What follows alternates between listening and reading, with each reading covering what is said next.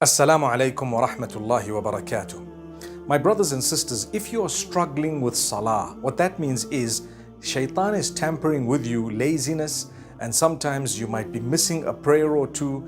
Then what you need to do is become more disciplined. Understand one thing. Salah is one of the most important pillars of Islam, if not the most important pillar of Islam. It is dedicated to Allah alone, and shaitan will definitely come to us to try and distract us from it. If you can overcome the whisperings of the devil for that, you will overcome it for a lot of other things. So dedicate yourself to the prayer. We put our heads on the ground for the one who made us 5 times a day. Subhanallah. He is owed that. He made us and we're going to return to Him. You know, when you think about death and you think about where am I going to go, one of the things that should come to your mind is, I'm going to go back to my Maker, and you know what? I've worshipped Him throughout my life. I've put my head on the ground for Him. So I'm very, very happy to go and meet with Allah subhanahu wa ta'ala. My shortcomings, He will forgive, and my ibadah, the good deeds, He will actually accept from me.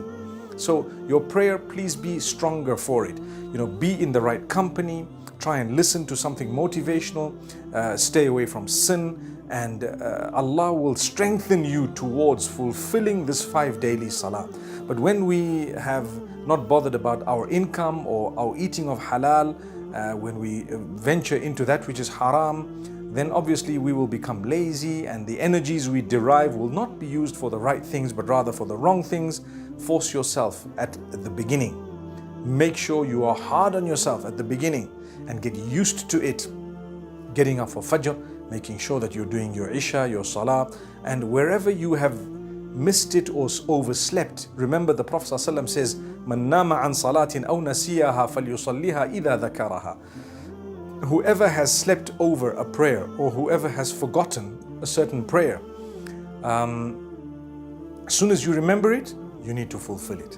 So inshallah, may Allah make us all strong.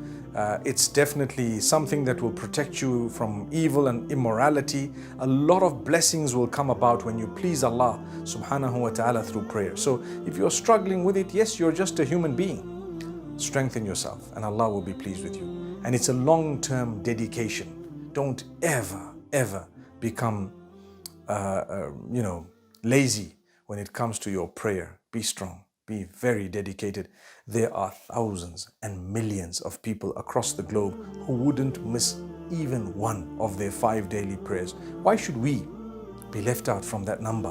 Why should we be tagging along at the back, right at the back, when it comes to the Day of Judgment and all those who are praying are right in the front? Subhanallah.